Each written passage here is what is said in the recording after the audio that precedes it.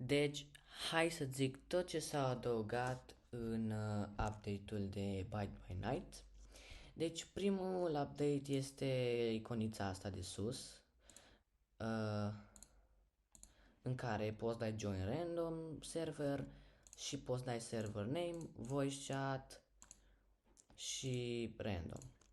Bun, s-a mai adăugat un skin pe fighter, care e foarte șmecher, din păcate să vă anunț că skinul de fighter trebuie, pentru că luat, trebuie să completați niște task-uri, iar dacă sunteți de pe MacBook nu puteți să luați, cum sunt eu de pe MacBook, nu puteți să luați din cauza că site-ul se poate downloada numai și numai pe Windows, deci dacă ești de pe MacBook ești prăjit. La The Rutan, nu știu cum îl cheamă, The Rutan, cooldown-ul de X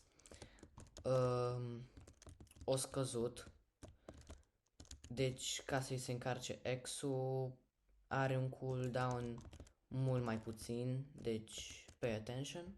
I-a scăzut stamina-ul mai puțin mai jos. La survivaliști îi da ceva buff-uri, din câte am aflat. Și la killeri au scăzut cooldown-urile. Nu știu, devs-urile bagă multe update-uri cu killeri.